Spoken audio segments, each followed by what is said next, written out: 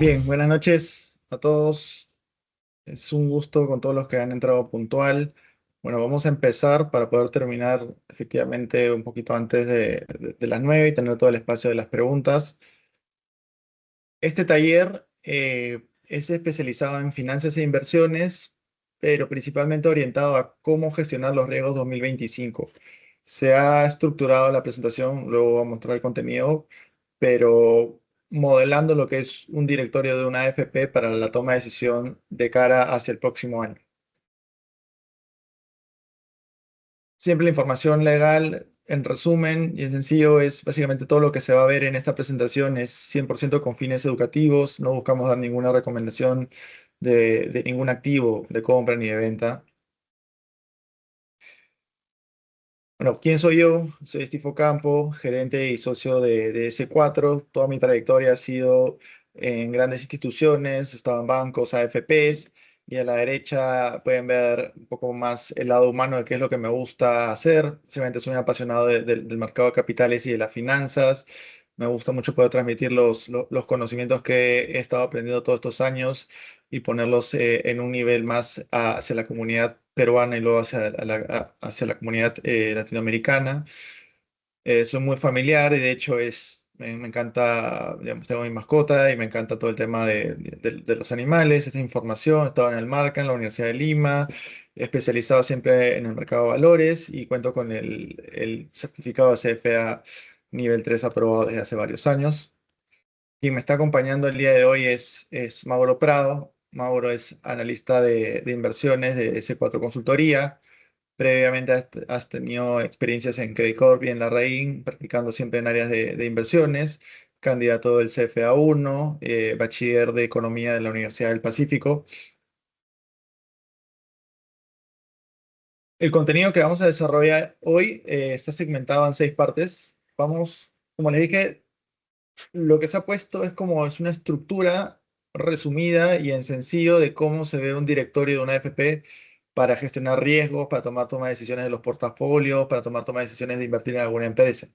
Entonces, se va a revisar la parte de economía internacional, se va a revisar la parte de economía local, el impacto en los mercados bursátiles, para ir cerrando con la balanza de riesgos hacia el 2025, cómo se protege un experto ante estos riesgos, qué es una asesoría financiera en el Perú y dejar el espacio para preguntas y asesoría de un espacio de 15 a 20 minutos si es que terminamos de manera rápida. Entonces, le voy a dar el pase a Mauro, que va a comenzar con toda la parte de economía internacional y local. Hola, ¿qué tal? Gracias, Steve. Voy a empezar presentando A ver, ¿me toque? Estoy cargando el PPT para que se pueda ver la presentación.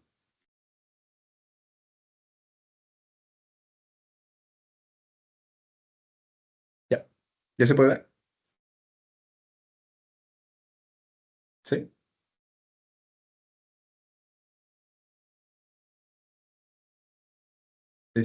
¿Me confirmas, Steve, por favor? Si se ve la presentación. Mauro, Sí. Hola. ¿Se me sí, escucha? se te escucha. Ah, ya, genial. ¿Se ve la presentación también?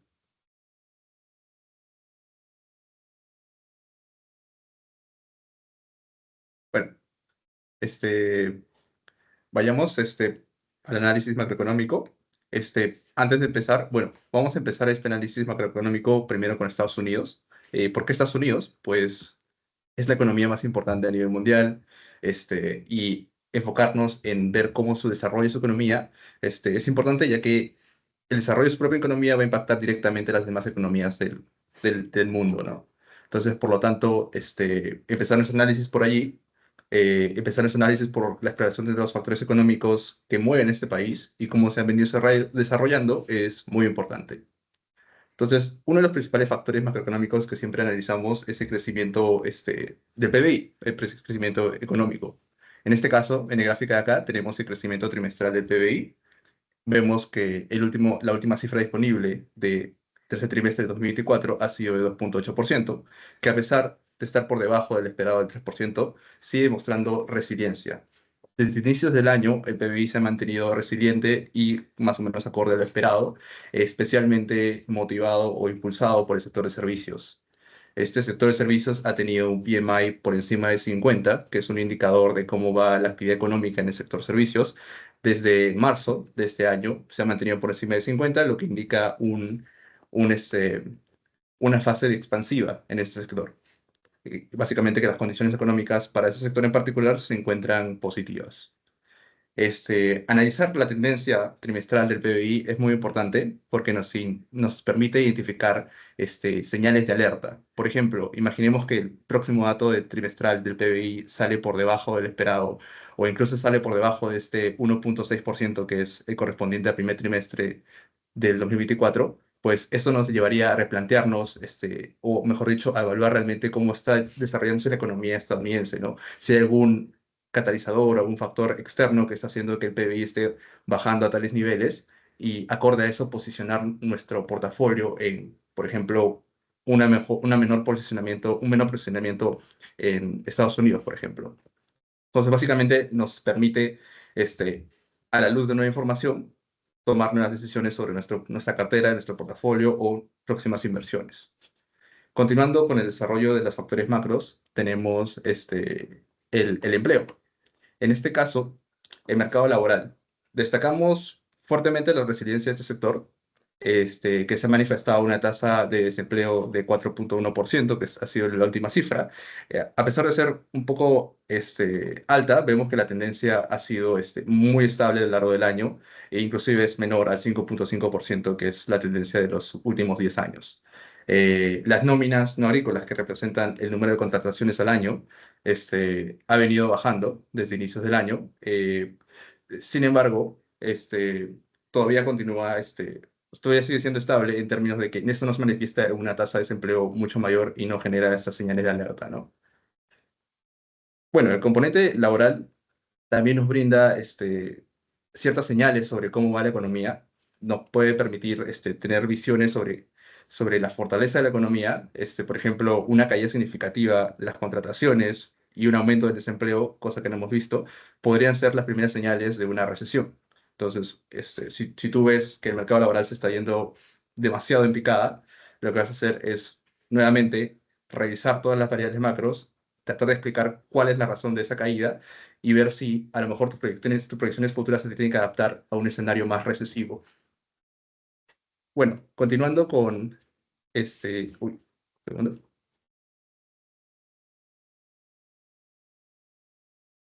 Déjenme ver, parece que ya.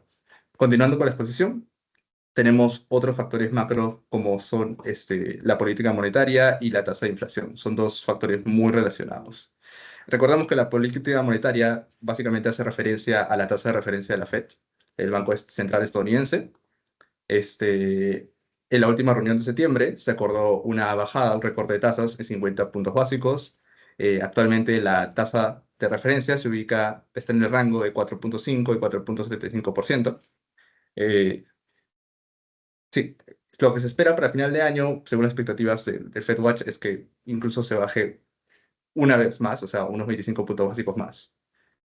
Sin embargo, en nuestro análisis más dentro de la compañía, dentro del área de inversiones, consideramos que, dado la fortaleza de la economía estadounidense que vimos en el anterior slide y la convergencia de la inflación que vamos a ver en adelante, la Fed tendría aún mayor cautela en sus próximas decisiones de recorte de tasas, ¿no? O sus próximas decisiones de política monetaria.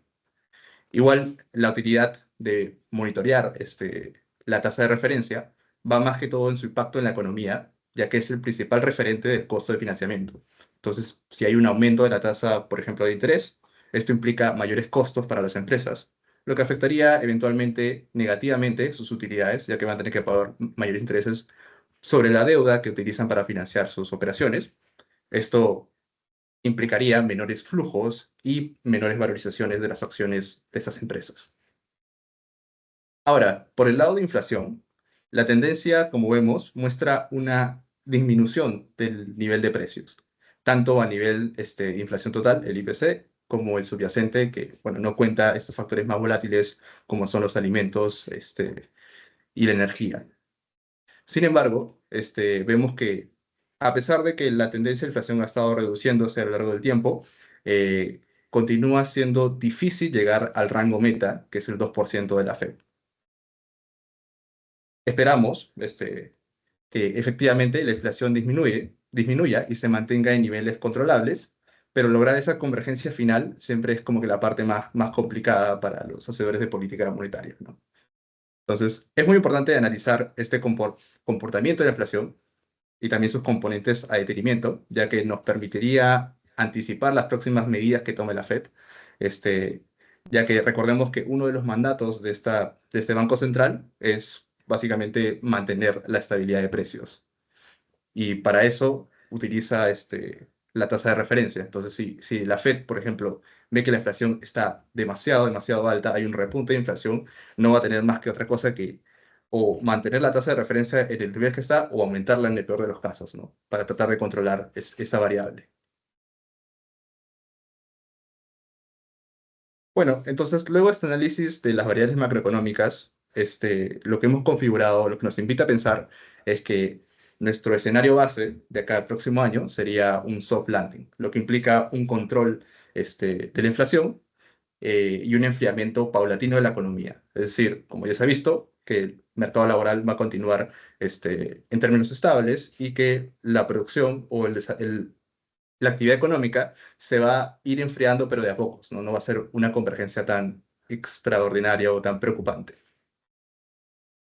Más que todo, los riesgos, o el riesgo principal, provendría de los conflictos geopolíticos y el impacto que podría tener esos en la inflación, así como las próximas medidas que podría implementar el nuevo gobierno de Donald Trump, y que generaría pues también unos riesgos inflacionarios. Ya profundizando en este último tema, este último punto, vamos a hacer un repaso de lo que sucedió en los comicios de Estados Unidos. Pues básicamente el resultado fue la victoria de Donald Trump y asimismo los republicanos obtuvieron la mayoría en ambas cámaras de Congreso. Sumado a esto, pues Marco Rubio fue nombrado secretario del Estado. Este personaje es muy conocido por su posición confrontacional en temas de política exterior. Así que tenemos estos dos factores. Tenemos tanto concentración de poder por parte del Partido Republicano en el Congreso y un representante que se va a encargar de relaciones bilaterales, o mejor dicho, políticas, un tanto confrontacionista. A raíz de esto, lo que esperamos es que vaya a haber muchas tensiones en las relaciones comerciales entre China y Estados Unidos. Probablemente se deteriore, incluso con otros países. Digamos. Así, o sea, teniendo este análisis, nuestro escenario base sobre las nuevas políticas de Donald Trump es que no todas podrían ser implementadas debido a los altos costos asociados, o que de implementarse, estas se implementarían de forma más suave a lo esperado. Sin embargo, las principales consecuencias de la implementación parcial o de la implementación más suavizada de estas políticas igual girarían en torno a una mayor inflación y un déficit del gobierno. Se estima que los aranceles que planean poner, especialmente contra China, aumenten en 1% la tasa de inflación. Y como ya vimos anteriormente, es muy importante tener monitoreado esta variable. Si esta variable de inflación sube, va a impactar directamente en el mercado a través de la tasa de referencia, que es la herramienta que utiliza la Fed para controlar la subida de precios. Entonces, básicamente, el efecto negativo que podría tener la política exterior de Donald Trump va a dificultar la labor de la Fed en llegar a la convergencia del 2%, ¿no? Y por el lado del déficit, recordamos que una de las políticas bandera de Donald Trump durante su campaña fue este recorte de impuestos corporativos.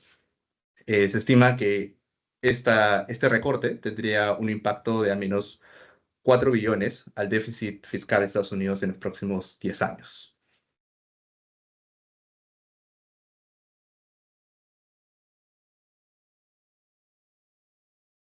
Bueno, luego de haber analizado todo el panorama económico, todas las variables relevantes macroeconómicas de Estados Unidos, pues a modo de conclusión tenemos estos estimados del PBI e inflación a nivel global. Notamos que la tendencia de todas las economías en general, tanto de las desarrolladas como emergentes, en cuanto a crecimiento económico, se mantienen estables. Es decir, tenemos un pronóstico de 3,5% para cerrado el año 2024 y un 3,5% también para el final del 2025. Lo mismo ocurre para mercados emergentes como para mercados desarrollados. Bueno, en desarrollados 3,5 y en emergentes es 2,4. Por otro lado, en la variable de inflación, notamos que continúa esta tendencia a la desaceleración de los precios, ¿no? En 2024, para mercados emergentes, esperamos terminar con un 3,8% de inflación, mientras que ya para caras de 2025, esta variable se reduciría a 3,3%, ¿no? La misma dinámica se aprecia en mercados emergentes. Básicamente esto nos brinda un panorama de tranquilidad en cuanto al crecimiento económico y en cuanto al control de la inflación. Y al igual que el análisis de las otras variables macroeconómicas, la importancia radica en que los nuevos datos, por ejemplo, estamos 2025 inicios, si los nuevos datos contradicen este estimado, pues sería una señal para poder nosotros replantear todo el panorama que estamos viendo al futuro y así reevaluar nuestro posicionamiento en inversiones. Una vez visto este panorama más macro a nivel global, vamos a aterrizar el análisis en la economía local, es decir, en Perú. Bueno, llevando esta mirada a un panorama más local, en Perú, en 2024, se estima un crecimiento de 2,8% finalizando este año, especialmente impulsado por el sector pesca, que ha tenido un año extraordinario, ha aumentado un 27%. Para el 2025 se espera una moderación en crecimiento de los sectores de la economía. Vemos que, bueno, aunque hay sectores que destacan, la mayoría está estable en términos de crecimiento, están muy similares. Y esto básicamente nos indica una estabilidad económica, una solidez de caras al próximo año. Sin embargo, como vimos en la anterior PPT, el crecimiento esperado para 2025 es de 2,4%, mientras que para 2024 se estima que termine en 2,8%. Esa diferencia o esa caída podría ser explicado por este factor, el factor consumo. A través de la gráfica se puede notar esta recuperación paulatina que ha tenido el consumo a inicios del año, pero que se expande extraordinariamente a partir de esta fecha, ¿no? Y esto básicamente debido al retiro de fondos provisionales de las AFPs, que se dio por un monto de 27.000 millones de soles, de los cuales 70% fueron utilizados para consumo privado. Se espera que este factor, el consumo, se estabilice en los próximos años, ¿no? Como hemos visto, este es un dato atípico, por así decirlo. Entonces, la tendencia debería seguir los datos anteriores, o sea, sin retiros, y esto moderaría la expectativa de crecimiento de la economía para el 2025. A ver, veamos los siguientes PPTs.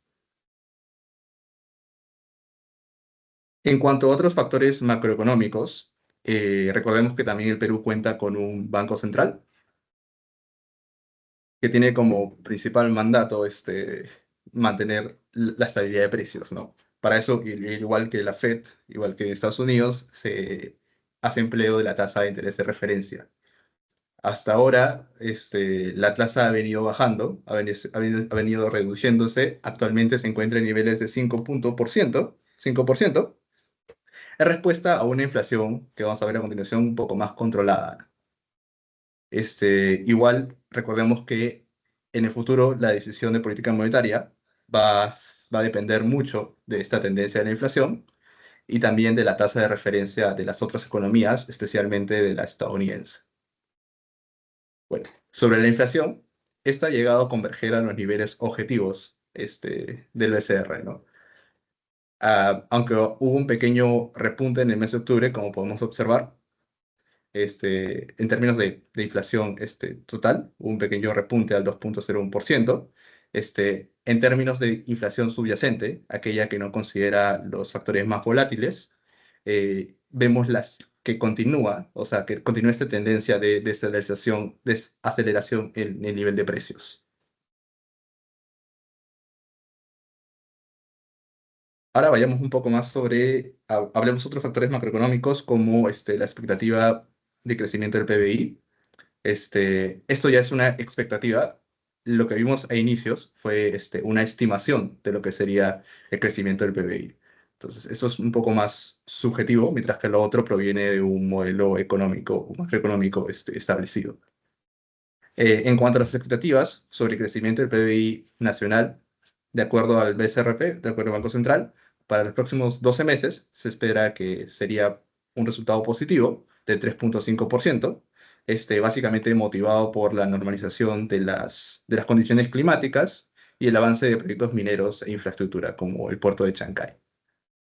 Este, bueno, recordemos igual que el puerto de Chancay se inauguró en noviembre de este año. Es innegablemente un hito en términos de el impacto económico que va a producir en el futuro.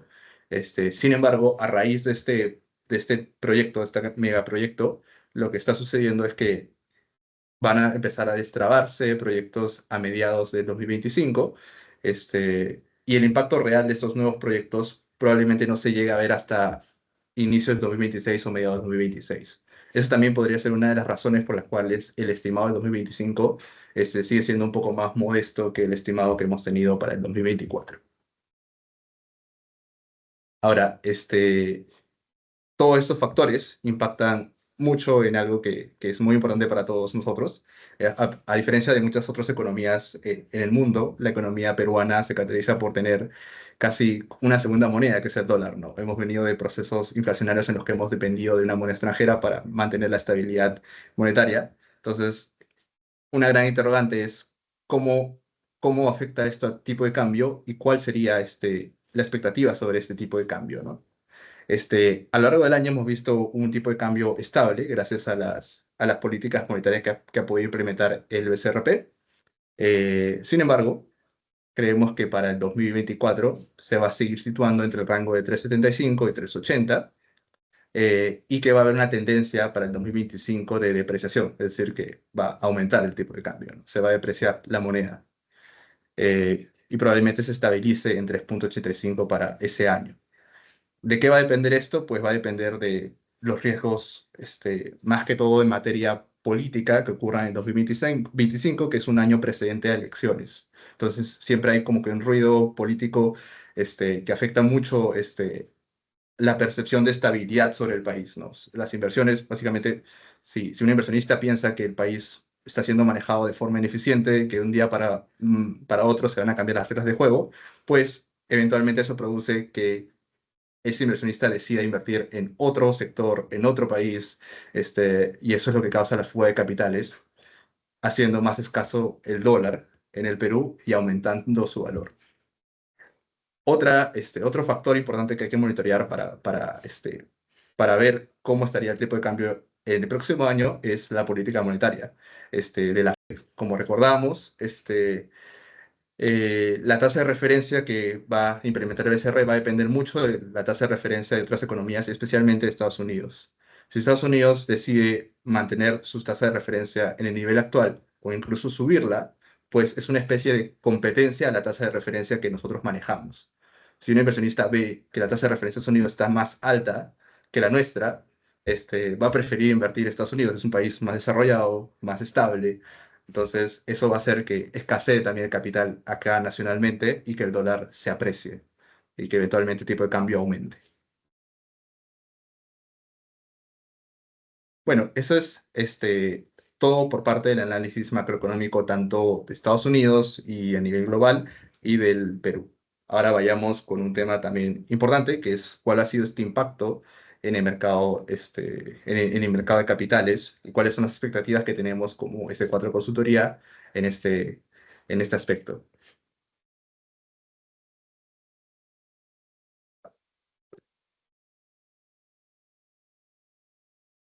Bueno, básicamente hagamos un pequeño repaso de cómo ha venido llevándose o desenvolviéndose el mercado bursátil, en especial el perteneciente a la renta variable.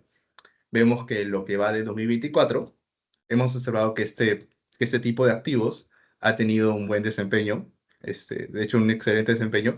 El S&P 500, que normalmente el indicador más utilizado para evaluar el desempeño de las acciones, ha cerrado, bueno, hasta la fecha, está teniendo un rendimiento de 28,49% positivo. ¿Y a qué se debe este gran desempeño de renta variable? Pues uno de los factores importantes es la liquidez que se inyectó por parte del gobierno estadounidense durante y luego de la pandemia, que ha permitido el ingreso de mayores inversionistas al mercado. Al menos en Estados Unidos, la proporción de gente, o sea, la proporción de familias que invierten en el mercado bursátil es enorme. Casi la mayoría de las acciones está en posesión, bueno, gran parte de las acciones están en posesión de las familias estadounidenses, que lo utilizan como medios de ahorro e inversión. Otro de los factores que explican este buen resultado de la renta variable es el crecimiento de las utilidades de las compañías, que ha venido siendo sostenido y positivo a lo largo del año, y es entusiasmado a la venida de mayores inversionistas y a la apreciación de los activos. Y por último, pero no menos importante, uno de los factores que también ha contribuido a este rally de la renta variable ha sido el entusiasmo por la inteligencia artificial. Recordemos que al inicio del año hubo todo este boom por Nvidia, por Bitcoin, por todas las acciones o todas las empresas tecnológicas que están involucradas a la IA. Este, todo este entusiasmo se dio más en base a las expectativas en cuanto a las aplicaciones de esa nueva tecnología en diferentes esferas del sector económico. En especial, esto ha sido muy importante para las rentabilidades que se pronosticaron para las siete magníficas, las empresas más grandes en términos de capitalización bursátil en Estados Unidos. Un segundo. Ahora, ¿qué esperamos para los próximos 12 meses, de aquí a un año, en cuanto a renta variable? Pues, como hemos visto, hemos venido de un año realmente positivo. Se espera que las ganancias corporativas de las empresas que listan en bolsa sigan creciendo a una tasa del 11% interanual.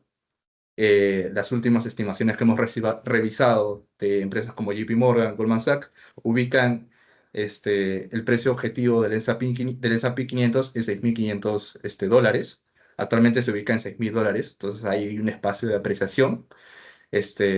¿Cuál va a ser los factores claves para que eventualmente nuestro precio de $6.000 llegue a 6.500?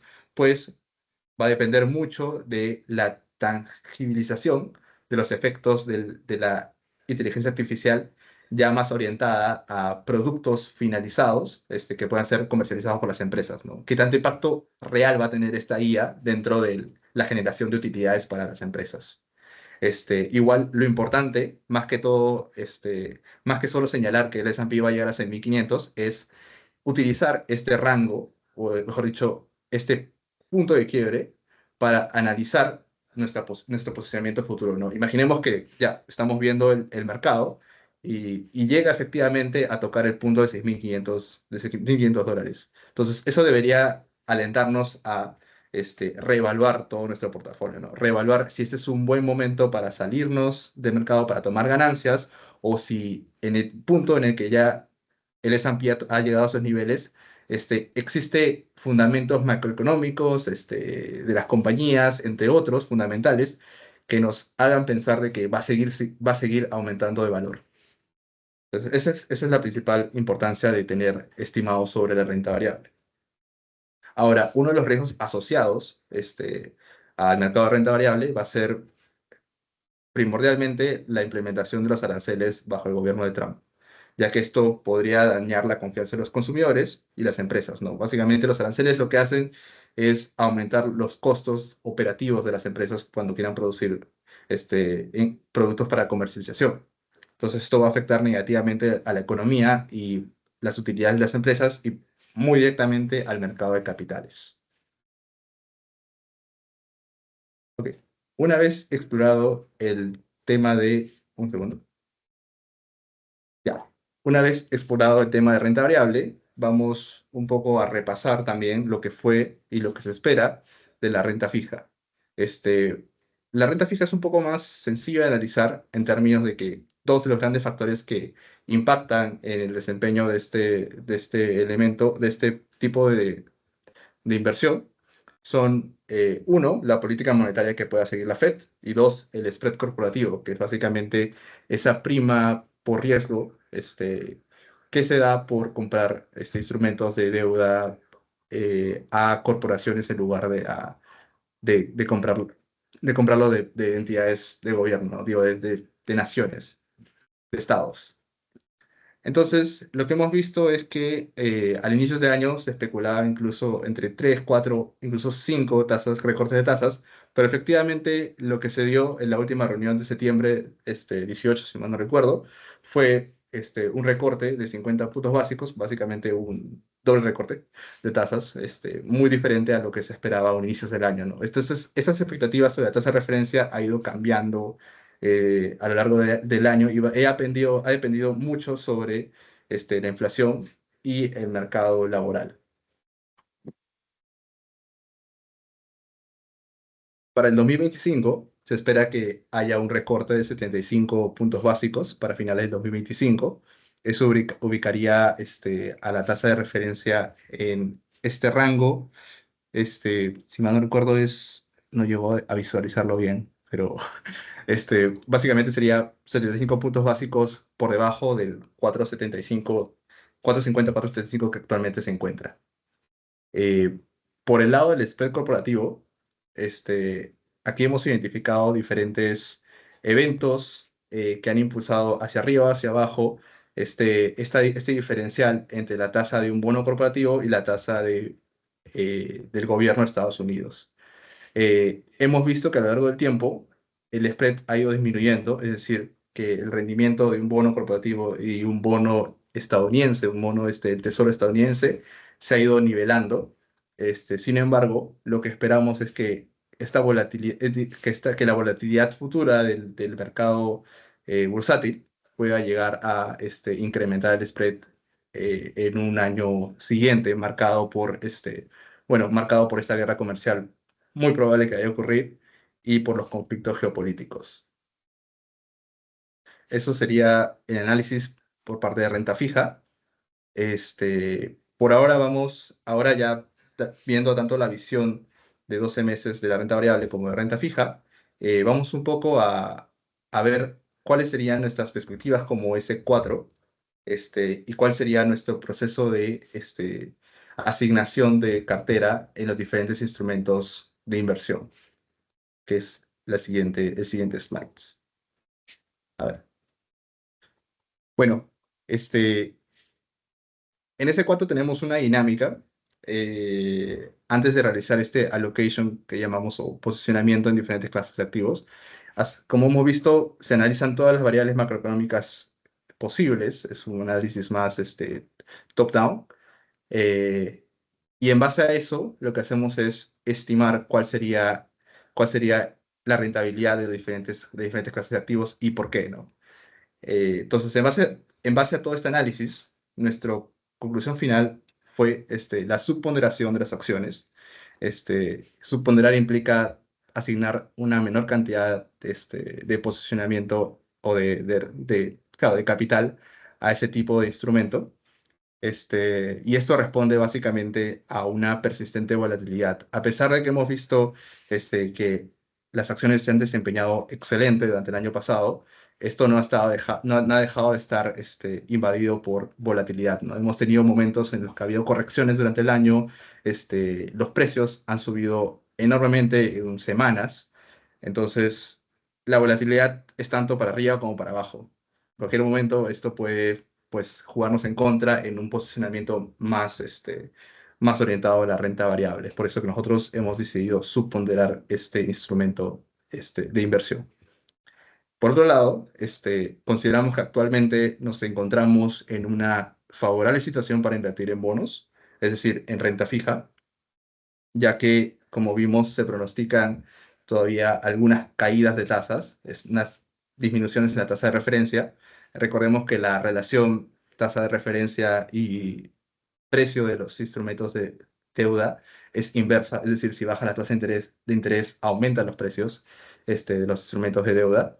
Creemos que, dado el panorama macroeconómico que vemos actualmente, con una estabilidad en la economía y una estabilidad en el mercado laboral y una convergencia de la inflación, no habría razones para no continuar con esta caída de tasas, lo que beneficiaría bastante a los nuevos inversores en renta fija.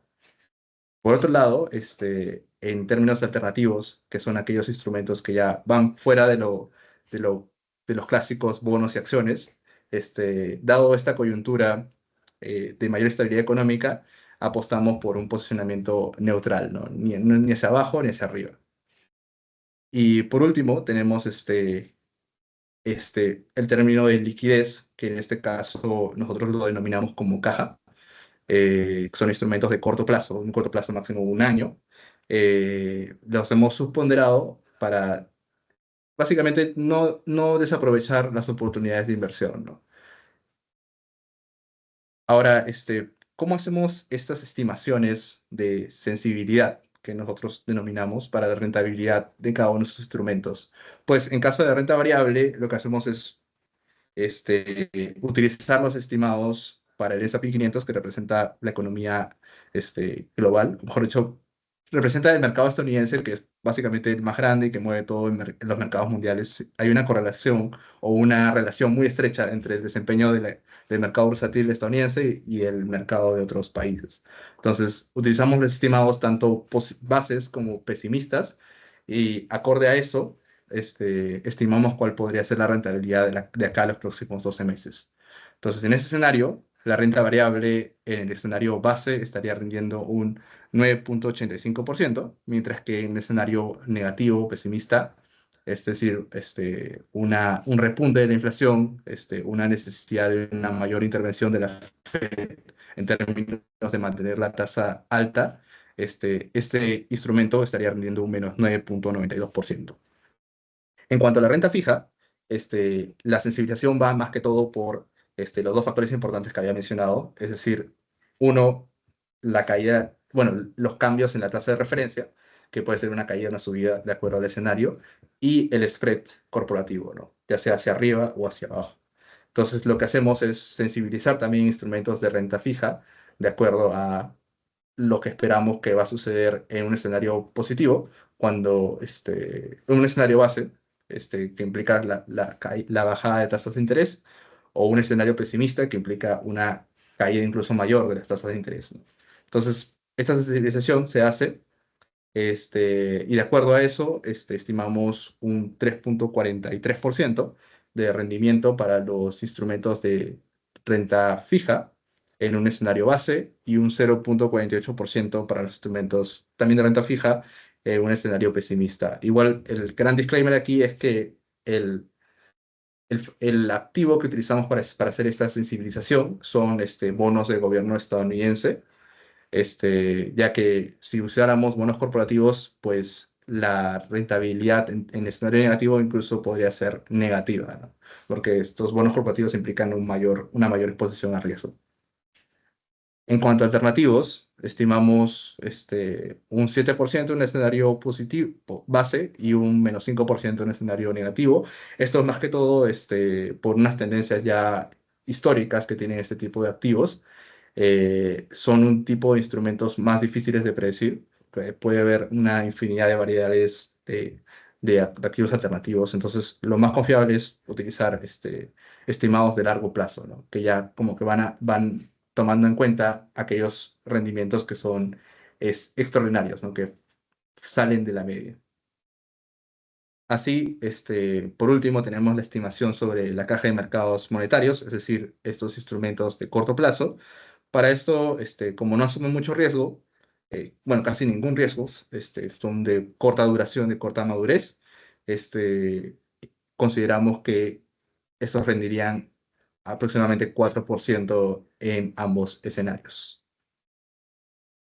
Eso sería todo por la parte de análisis macroeconómico y análisis también de inversiones. Ahora le daré pase a Steve para que pueda continuar con la balanza de riesgos de cara al 2025. Gracias, Mauro. Todo lo que ha expuesto Mauro es parte normalmente de un directorio de inversiones de una entidad que administra patrimonios relevantes. Particularmente lo que yo he hecho acá es reconstruir una parte del directorio que teníamos con el equipo de inversiones y con el directorio de AFP cuando estaba en Habitat y se empieza por la parte macroeconómica, ¿no? Macroeconómica internacional, en realidad también tocamos Europa, Japón, China, acá es donde se ha tocado Estados Unidos, luego entramos a la parte local, ¿no? Y seguimos por la parte de mercados y terminamos por el posicionamiento. ¿Es pesado? Sí, es pesado, pero es necesario y lo hemos tratado de hacer en el formato más ligero posible porque es importante de cara a qué se hace con esa información, ¿no? Entonces, esa información en sencillo son banderazos amarillos o rojos que nos va a permitir gestionar los portafolios, nos va a permitir saber si el próximo año es momento de tomar una buena inversión o no para crecer en nuestras empresas. Y hacia eso voy a entrar yo ahorita.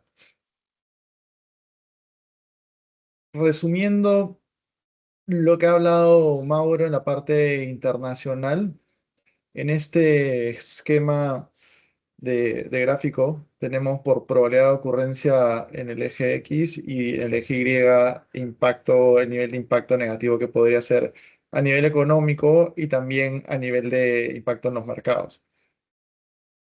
En resumen, el principal riesgo que se ve para el próximo año sigue siendo el riesgo que en verdad hace un año y medio ya prácticamente convivimos. En el 2022 fue una novedad que fue el tema del escalamiento o el inicio de la guerra de Ucrania y Rusia.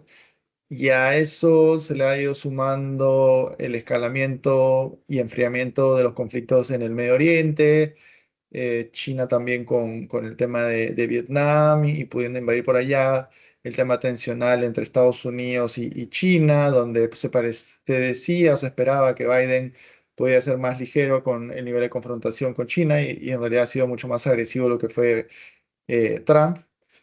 Ahora, con Trump y con el gobierno que está entrando y digamos, con los puestos que ya está nombrando, se tiene claridad de que su equipo va a ser muy parecido al estilo de él en cómo gestionar la política internacional, con lo cual esperaríamos volatilidad y sesgos posiblemente negativos en cómo se desarrollen estos conflictos geopolíticos en el corto plazo, de cara al 2025.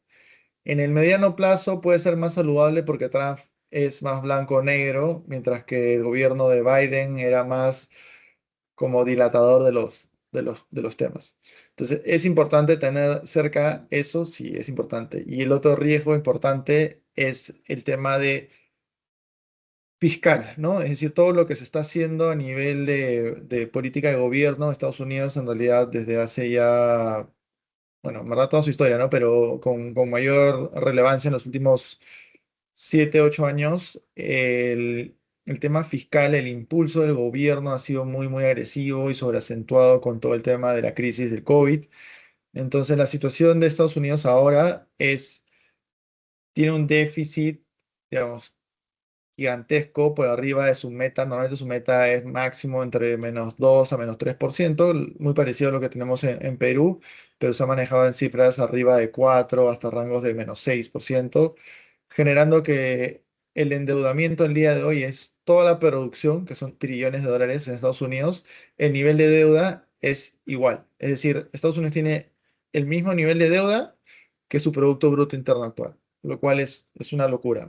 Perú, el Producto Bruto Interno peruano, nosotros tenemos un 30% de deuda sobre el Producto Bruto Interno peruano. Entonces estamos nosotros muy, muy ligeros comparados con Estados Unidos para que se entienda la magnitud del riesgo. ¿Y por qué sería un riesgo en sencillo? Porque si se cuestiona la solvencia de un país que es referente como es Estados Unidos, es como cuestionar la fortaleza del dólar, ¿no? Es como cuestionar los activos libres de riesgos.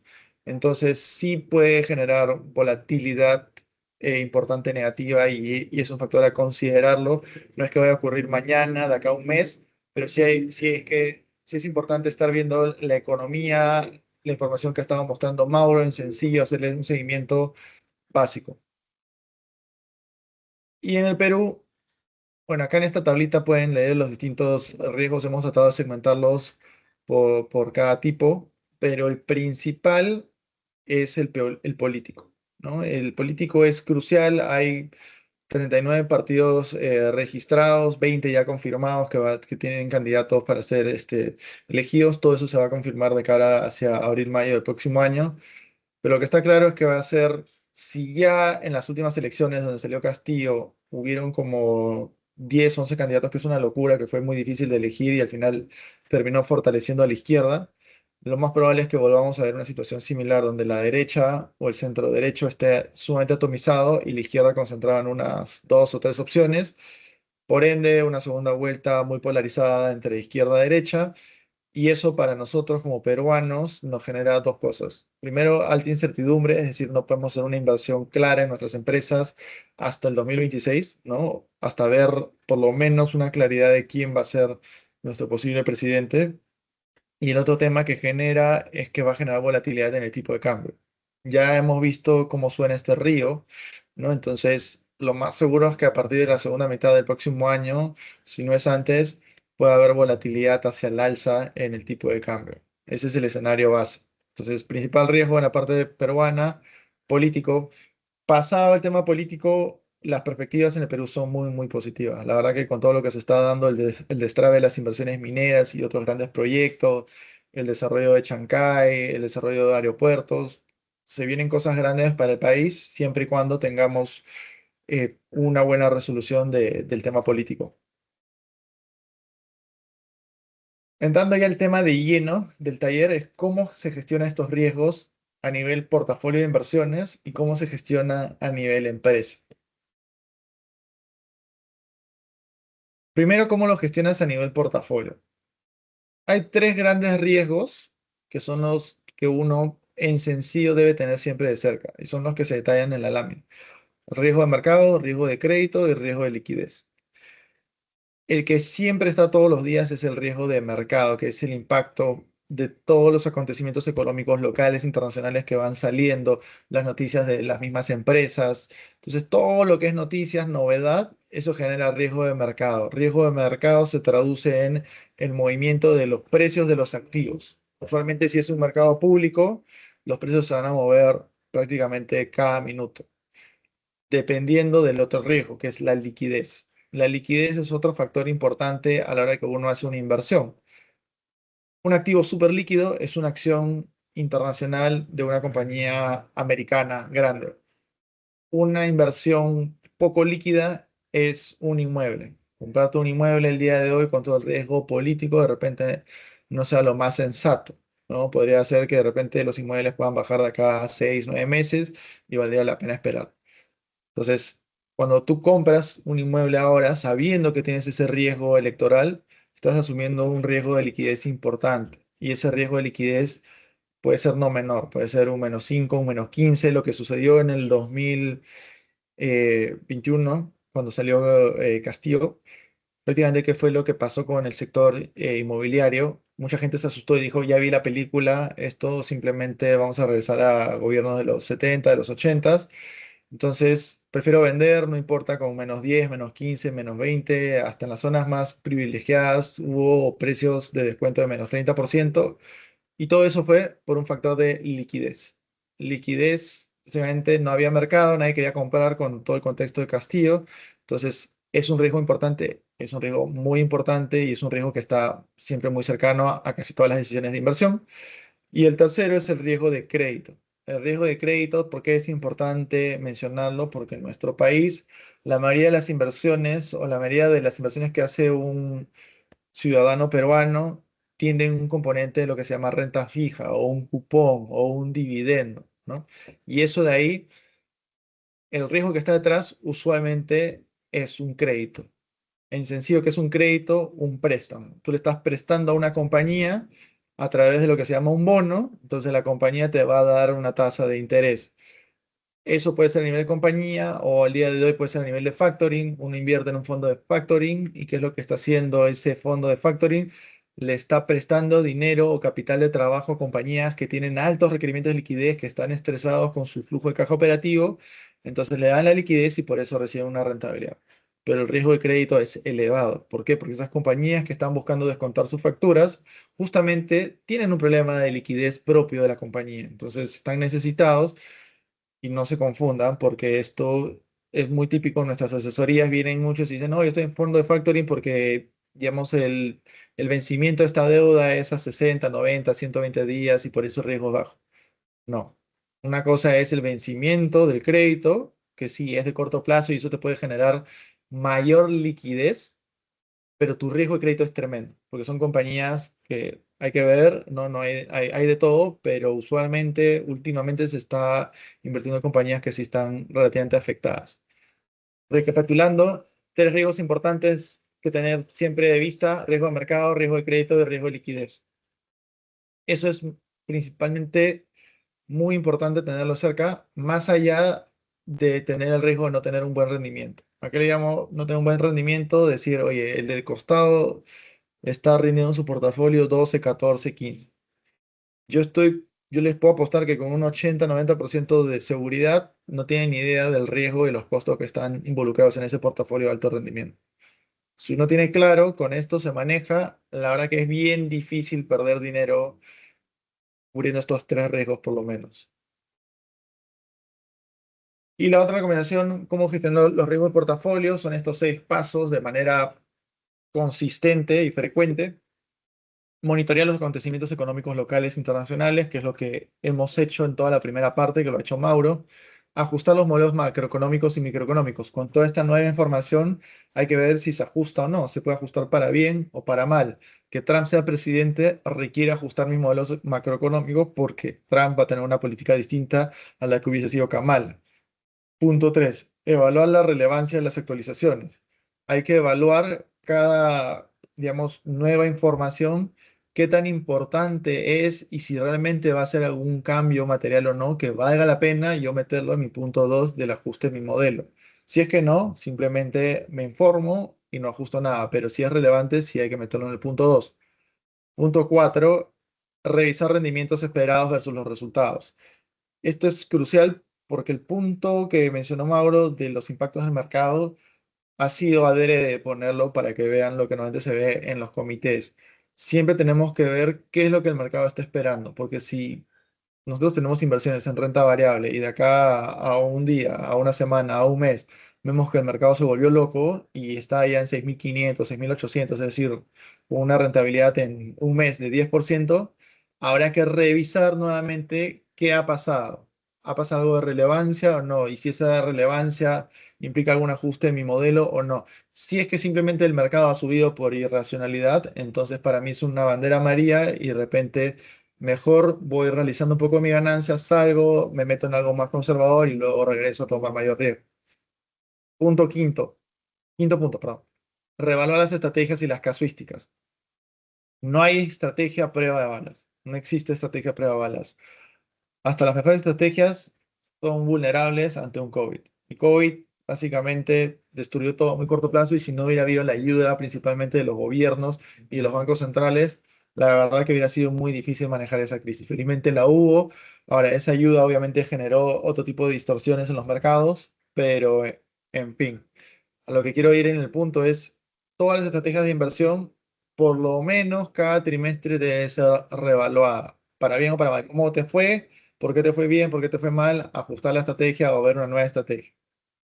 Punto 6. Mantén contacto cercano con el área de gestión de riesgos. Bueno, esto es para los que están en el rubro de inversiones, si es que tienen un área de apoyo de gestión de riesgos. Genial, porque te facilita, te da mucha data, te da mucha estadística y mucho parámetro de riesgo que vale la pena siempre informarse. ¿Ya? Esto con la parte de cómo manejar los riesgos del portafolio. Como les digo, les dije al comienzo, hay una sección de P y R donde pueden ir poniendo sus preguntas porque la idea es tener un segmento de preguntas de 10-15 minutos dependiendo cómo terminemos sobre todo lo que estamos hablando y en general. La idea es poder asesorarlos un ratito hacia el cierre de la presentación. Para terminar la parte de cómo gestionar los riesgos, ahora enfocado a mi empresa, ahí he puesto 5 pilares, Pero los dos principales que a mí me sirven un montón, porque es donde más encuentro deficiencias a la hora que se hace la consultoría empresarial, es en el planeamiento financiero. En sencillo, ¿cuánto voy a crecer? Si es que voy a crecer. Si voy a crecer, ¿eso requiere mayor inversión o puedo financiarlo con el crecimiento orgánico que he tenido? Si es que no lo puedo financiar con el crecimiento orgánico, con la caja que tengo, ¿debo tomar deuda o no debo tomar deuda? Para estos tres puntos es muy importante para la empresa tener claridad del contexto económico local e internacional, porque lo peor que te puede pasar, que le pasó a varias empresas, es ver el 2021 una recuperación increíble y pensar que esa recuperación va acompañada del 2022, tomar deuda porque estás esperando un crecimiento importante como fue el 2021 en el 2022, que no se dé ese crecimiento, ¿no? Que por todo lo contrario, tengas una recesión económica y que te hayas tomado una deuda que de repente era una deuda insostenible para tu empresa desde un punto inicial. Entonces tú solito, de repente si es un buen negocio a nivel operativo, estás poniéndole mucha intensidad que no se va a poder manejar. Por eso es clave todo lo que hemos visto aplicado a la parte empresarial. El cuarto punto es si es en soles y si es en dólares. También es muy importante, por eso la parte económica, manejar los riesgos. Si estamos viendo que viene la parte electoral y ya hemos visto precedentes cómo suenan estos riesgos electorales en los mercados, en el mercado peruano con el tema del tipo de cambio, entonces hay que tener cautela, ¿no? Hay que tener cautela en si vas a tomar los dólares o soles en tu endeudamiento, también va a depender cuál es tu moneda funcional, en qué recibes tú los ingresos. Y el quinto punto es ponerte en el escenario pesimista, qué cosas pueden afectar tu demanda. Porque nuevamente tú puedes haber visto un 2021 increíble y el ser una estimación, una proyección lineal hacia el 2022, pero si no incorporas cómo puede afectar tu demanda o qué cosas pueden salir mal, puede ser que la decisión que estés tomando, ya sea del endeudamiento, de la inversión que vas a tomar, sea más emocional que racional. Tres indicadores básicos a nivel todo segmento, todo sector operativo empresarial. El ROE, el rendimiento sobre la utilidad. Siempre ver cómo está rindiendo la utilidad sobre el nivel de ventas. Es decir, tu margen neto, cómo se está moviendo y por qué se está moviendo hacia arriba, hacia abajo. Segundo indicador es el EBITDA, que viene a ser la utilidad operativa. ¿Ya? No es que el EBITDA está dividido entre la utilidad operativa, no. El EBITDA viene del inglés, unas palabras que significa utilidad antes de impuestos, tributos, depreciación y amortización, que equivale acá, decir, casi la utilidad operativa más la depreciación y la amortización, que es un símil del flujo de caja que uno genera. Entonces, por eso es importante ver cómo se mueve este indicador de EBITDA, ¿no? A nivel de masa monetaria. Y el tercero, el nivel de endeudamiento. ¿Cómo es mi utilidad operativa entre mi deuda total para ver cuántos años teóricos me voy a demorar yo en repagar mi deuda? Si tu indicador no es un tercio, te vas a demorar 3 años en pagar. ¿Y por qué es importante eso? Porque te vas a dar cuenta realmente cuántos años necesitas mantener ese mismo nivel de producción para pagar tu deuda. Porque si no vas a pagar tu deuda acá 3 años que vence, porque no puedes mantener ese nivel de producción, porque viene una crisis, porque tomaste alguna decisión financiera de mayor estrés que te perjudicó la utilidad operativa, van a haber complicaciones a nivel empresariales. Entonces, esto en sencillo, yo acá voy a pasar ahorita a compartir de nuevo la otra presentación.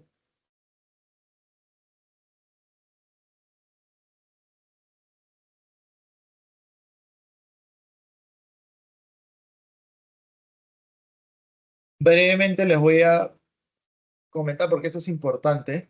Creo que es importante tener claro, este ejercicio que hemos hecho es un ejercicio que cualquiera de ustedes lo puede replicar. Toda la información que se ha visto a nivel macroeconómico, tanto local e internacional, está por todos lados. La verdad que a nivel local, el BCR y los ministerios sacan mucha información para hacer buenas estimaciones. Luego el Banco Mundial, el FMI, entre otras entidades internacionales, sacan mucha información económica internacional, sus estimados. Y luego Estados Unidos, particularmente, y cada gobierno también saca mucha información. Entonces, la verdad que no es que hayamos presentado algo así muy exclusivo de información, sino que la experiencia y el conocimiento es lo que va a hacer que el análisis y la interpretación y la toma de decisiones cambie. ¿Ya? Eso es lo clave. Entonces, los modelos que existen en nuestro país básicamente son dos. Uno es asesoría gratuita y el otro es asesoría pagada. Asesoría gratuita, lo menciono como un ejemplo, usualmente son los bancos, y los bancos, no estoy hablando solamente para el tema de inversiones, porque muchos creen, ya, sí, pues no me generan ingresos por asesorar porque me están dando la asesoría gratuita y me están colocando un producto de inversión. Sí, ese es el común denominador. Pero a nivel empresarial también ocurre lo mismo. La banca de empresa te asesora de manera gratuita para colocarte los productos. Los productos son los préstamos. Usualmente son los préstamos colateralizados, ¿no? Cualquier servicio, el telebanking, etcétera, te asesora, pero tú tienes que tener claro que esa asesoría está vinculada a los productos y los servicios que tiene el banco. Entonces, teniéndolo claro, lo que uno tiene que hacer es ser diligente. Diligente es, si yo sé que el banco me está asesorando gratis y me está vinculando a sus productos, compara con otro más que te asesora gratis o dos o tres más que te asesoran gratis para que tengas realmente claro, oye, si efectivamente el préstamo que me va a ofrecer este banco es el mejor y lo tengo claro. Nunca, no me hizo ninguna especie de sesgo a propósito. Eso es lo único que hay que tener claro a la hora de manejar las finanzas a nivel de inversiones y a nivel de finanzas empresariales.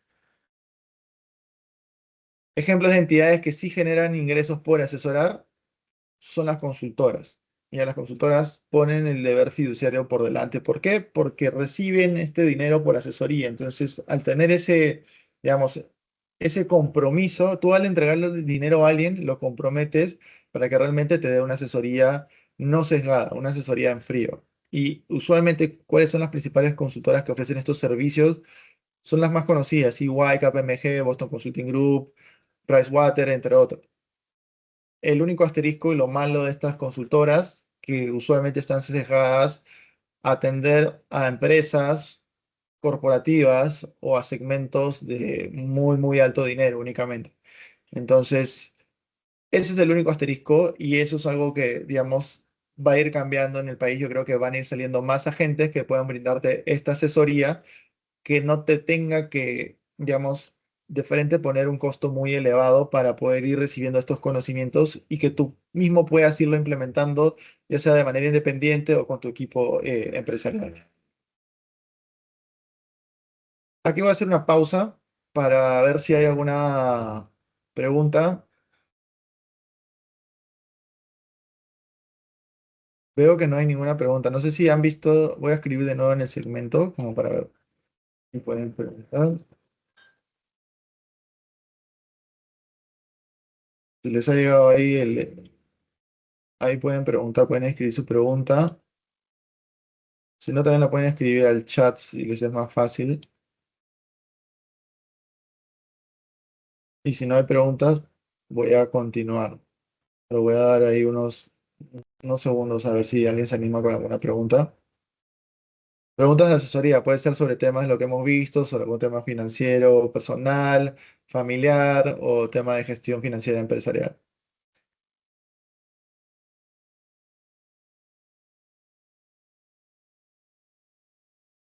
En líneas generales, un view de qué sector hay una pregunta sobre mercado. A ver, sí, ya.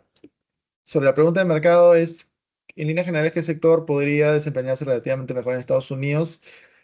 El segmento que estamos viendo como una especie de caballo de batalla hacia el 2025 es compañías maduras, pero no las magníficas siete, ¿no? No las principales siete, sino compañías maduras grandes que tienen ya un nivel de dividendo relevante. Dividendo relevante en Estados Unidos es alrededor de 2% para arriba a nivel de ingreso o de dividendo anual adicional. ¿Y por qué? Porque si bien las expectativas del mercado de renta variable este próximo año son positivas, ante cualquiera de estos riesgos que genera algo de volatilidad, estas compañías maduras deberían tener una mejor resistencia, ser más defensivas ante esas caídas. Y dos, el tema del dividendo también te va a generar un colchón. Entonces, la suma de ambas partes es lo que nos gusta de cara a que se pueda invertir con mayor tranquilidad en el próximo año en Estados Unidos.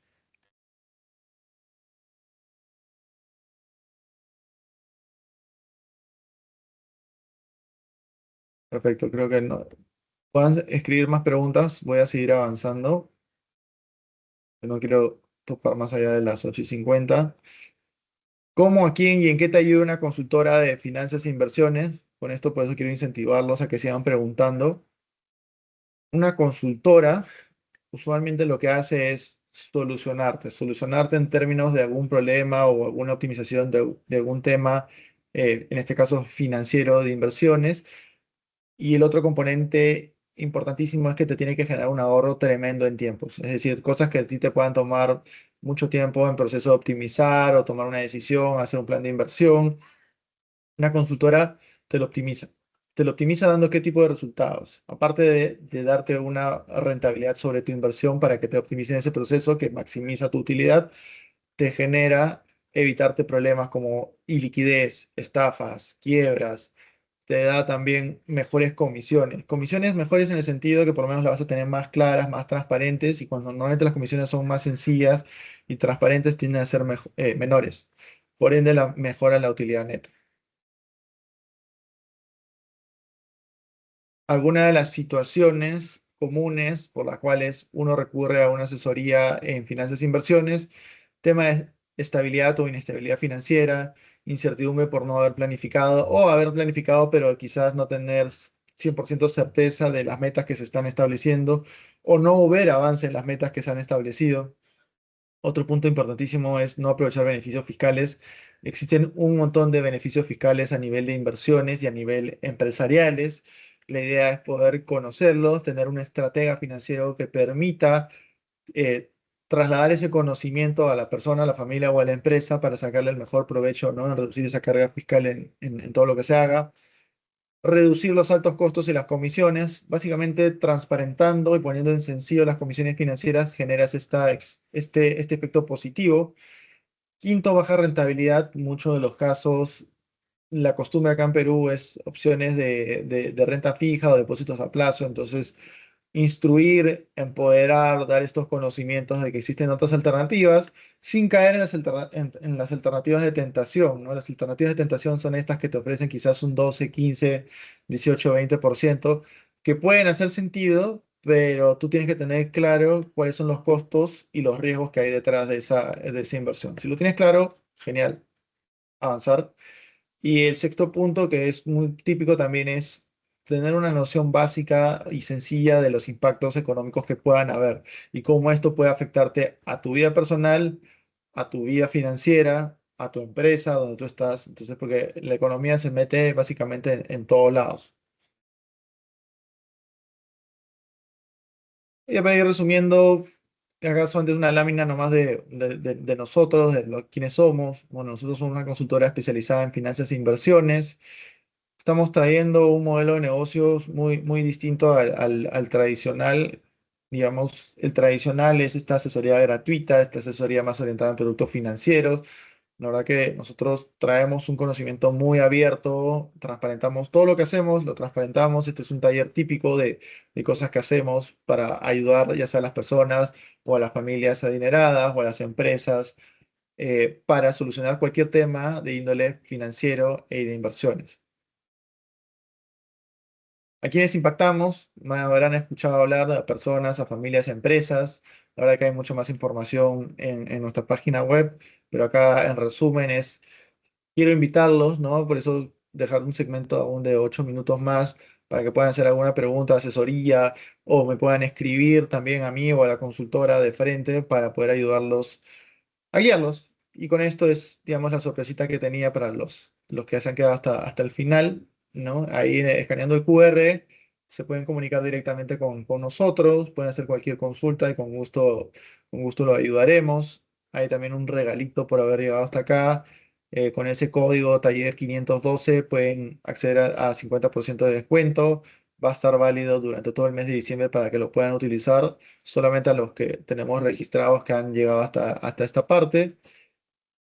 Y bueno, voy de nuevo al segmento de preguntas y respuestas para ver si hay alguna duda, alguna consulta adicional.